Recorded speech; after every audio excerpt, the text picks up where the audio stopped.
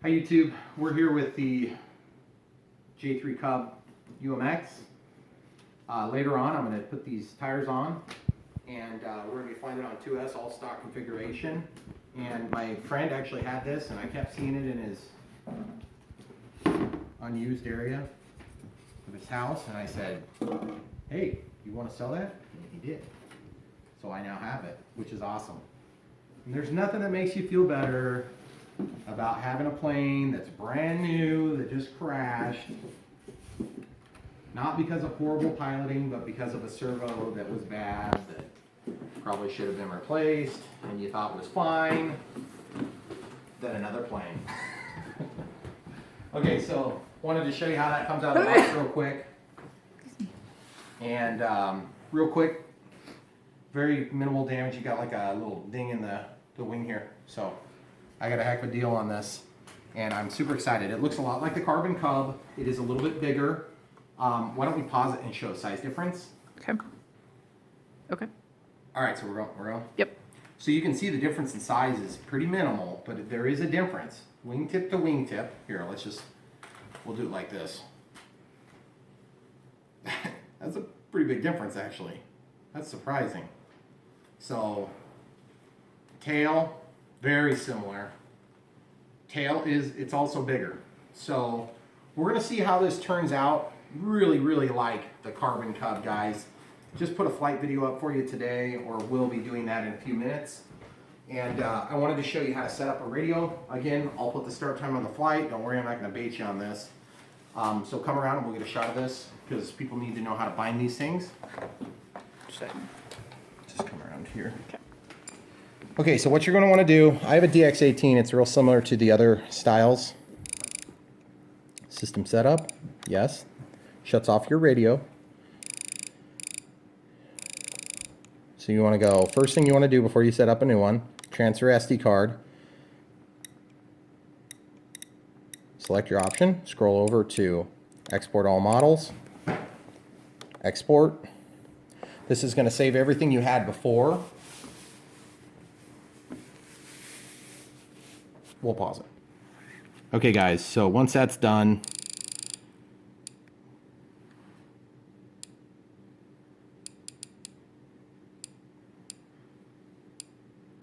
model utility, create a new model. Do you want to create a new model? Yes, also known as create. Okay, so then you can go up to the model select and you see acro was created. You can also do it there. I wanted to show you the other mode. There's two ways to do it. I never do the second way. That's why it took me forever to remember. Okay, so now you want to go to the aircraft type. The wing is normal and the tail is normal, okay? So if you wanted to have flaps, then you would set it up as flaperons if you wanted to have two separate channels, one for the left, one for the right. Or if you want to have one flap and one aileron. That means one channel is controlling both. Okay, I'm going to set that up now because I am going to add flaps to this at some point. And that way I don't have to clear the model later when I change it. And then you can scroll all the way down and you can change the image if you care, which is kind of cool. I like that. Got a lot of the common ones. So I'm going to do that. And you can just hit back. This is the back button. Oh, you guys can see better in your video than I can see. So basically you're going to go to the main screen. The first thing I like to set up, radio's on now. Throttle cut. Turn it on. Whoops. Move this up here. Okay, flip it. Now look down. Here, try this next time. Just like that. When you switch the switch, it tells the radio which one you want to use. Okay, then you select it to accept it, and it's on with the dark box. So as you come down here, you can make it so it's off and then on, or on and then off. So it just depends on what you want. And there's an arrow that denotes what position it's in. I don't like the negative 130. I think that's for gas motors, but I've never done much with gas motors. So now it's a negative 100. I don't like going below 100 because it causes weird problems when your ESCs start on, in my opinion. So now your throttle stick goes up, and you can see it's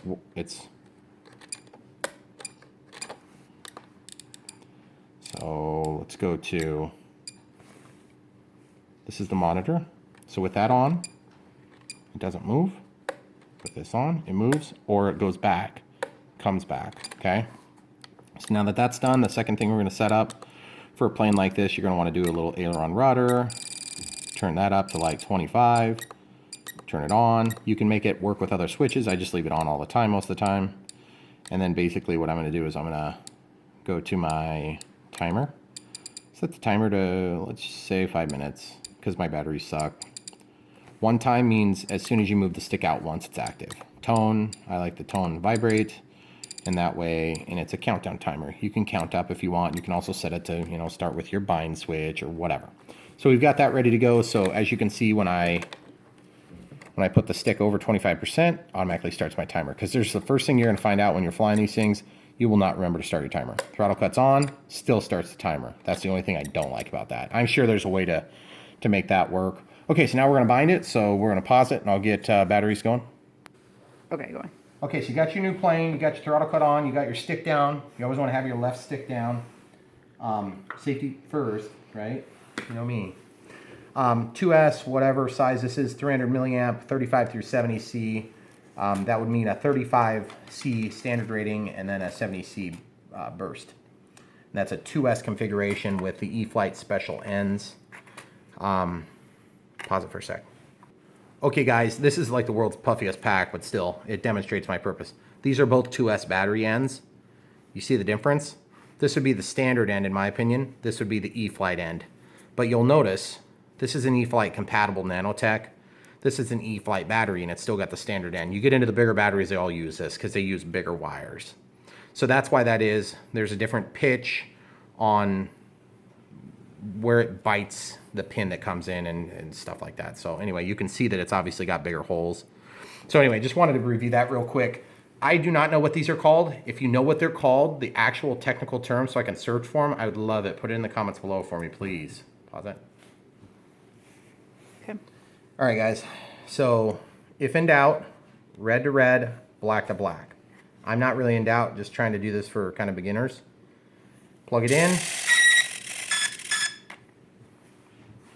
Now this is not going to be bound to anything, so you're going to see it's going to do some weird stuff. It's not going to do anything, right? Okay, that's not a problem. Shut off your radio. Make sure your sticks are in the position and your switches are in the position you want them to be for your safe mode, because there's fail safe on most Spectrum receivers. That means if you want it to fail with the rudder all the way over, you can do something like that when you're binding. It's a little tricky to do. You got to get somebody to use a third hand. So, okay, the other thing too you got to be careful about is AS3X likes to initiate with the plane laying in the normal flight mode.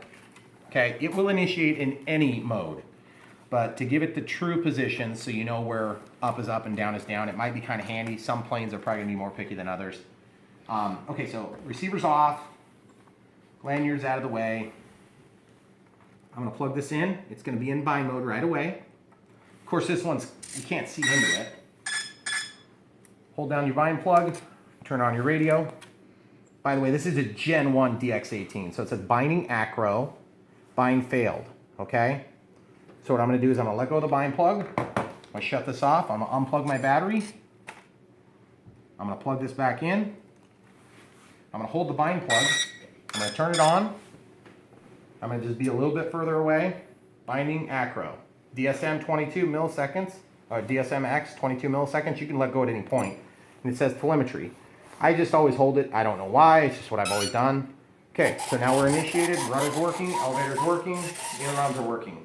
The best thing to do when you first get these things set up, make sure all your control surfaces are what you expect them to be. That is a major point of contention on planes. Ailerons are the things that kill you every time when you're not thinking about it. Throttle cuts on. Throttle cuts off. Pause it. Okay. Okay, so one thing you want to test too, test your tie for your rudder, if you have it. If you had flaps, you would, test your flaps, you'd test your gear, all that good stuff. And that's pretty much it. So the other thing you might want to do, throttle cuts on. Come over here and get a shot of this over my shoulder. You go to system setup, yes. Model select. Do yourself a favor. Ah, dang it. Sorry guys. System setup, yes. And I think you have to go to the model utilities. No. Model name. I'm sorry, guys. And then just rename it. Okay. It's a pain, but watch what happens when you press clear. It switches which one you're going to advance to. So when you go backward, see? I'm sure you guys have figured it out, but I just wanted to show you that in case you didn't know. Okay, so we're gonna go fly it real quick, and then you'll have a baseline for how it flies with the same batteries that we're gonna fly it with later. And then we'll see if there's a huge detriment in performance with full weight tires. And then I'll decide if I want to modify them like I did to the carbon cub. So. Okay. Okay, guys. The thing was super tail heavy when I laid the battery in there square. So I'm just gonna. I think it needs to be all the way forward. So that's fine. That's the way I would want it anyway. Because then it's not going to be laying on its latch because it'll definitely fall out then. So sorry about that. I forgot to show you that earlier. So we're gonna be flying in the next clip. I'm ready. Okay. Okay, guys. Looks like they got some differential in here too. I just noticed that. If you guys don't know what differential is when you give aileron input, the one that you're controlling up moves more than the one that you're controlling down. And that's because there's more airflow on the top of a wing and there's less. There's a high pressure system on the top and a low pressure on the bottom. So let's do a little taxiing. Boy, that thing didn't want to turn very well. The rudder stopped. There it goes. Now it's working. Don't know why that is. I've had that happen on the carbon cub a few times. Rudder stopped again. Oh, I think I know what's wrong. We're out of throw on that one side. Pause it. I want you to see this. Okay. Okay, guys. I noticed a problem in my pre-flight. That's all the way over. Well, what the heck? Seems like it's moving over a little better now. Seems like it's going way over this way, and then it wasn't coming over hardly this way. But you don't want to have to trim that all electrically because you're going to just like use up all the throw on your linear servo. So what you got to do is you got to use this mechanical adjustment that's under here. You can take and pinch this together. You just got to use a little bit of force. It's really actually kind of tricky to do this because you'll end up overdoing it. It's really easy to overdo it. The AS3X is not happy about this right now. Sorry, AS3X. Okay, now get a shot down the tail of that. See how it's nice and square? Seems about even on both sides. Okay, let's go fly it now. Okay. Okay, guys. Boy, that thing is noisy. That is. Beautiful plane, though. Got a lot of down trim I gotta give it. That's down trim. There is a J-3 Cub that flies in our area. It looks exactly like this, except it's got big old Tundra tires. It's awesome. Here we go. Man, that thing is so slow. I love it. Which is funny, because it's floaty as all get out, too.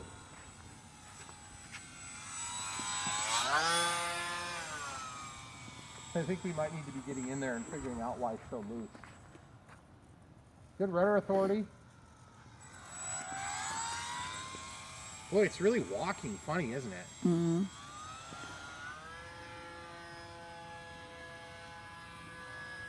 Okay, let's cut it off and bring it in. We'll just do a glide.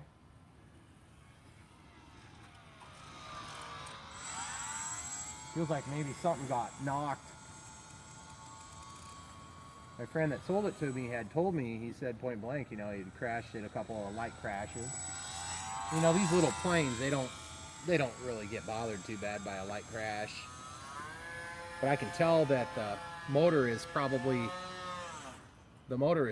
loose because it's vibrating so much. Or maybe the prop is broken a little bit. But guys, look at it. I mean, it's easy to fly. It's pretty. Not as pretty as the Carbon Cub, I'd say. You know what's funny is I think it might just be a little on the tail heavy side. So if it's tail heavy, then that means all I got to do is put those heavier tires. That'll resolve that problem immediately.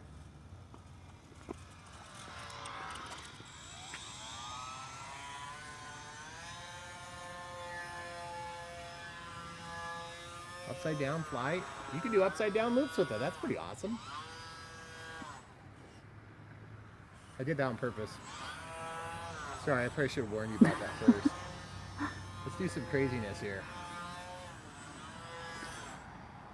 High performance J Cub or J3 Cub here. Try to do. It's pretty easy flying plane, guys. This would be a good trainer. Because it's 4-channel. You don't need to have flaps to complicate things. Unless you're me and then you really want them. So you can complicate things. Let's get a landing or two. Can you see better when you're...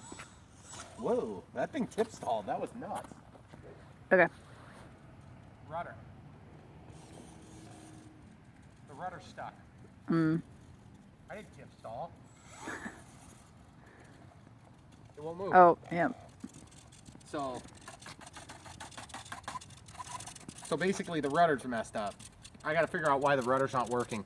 That was not me tip stalling. That was the plane stalling itself. Was that new or is that that was there before? Yeah, I think so. We'll actually take that out too. All right, guys, sweet plane. Really happy with it. Not going to be doing any landings until I get this control surface unstuck. I think it's probably just stuck inside there somewhere. Sometimes they get caught on themselves. Nothing, guys. Everything else is working. We'll figure it out. Thanks for watching.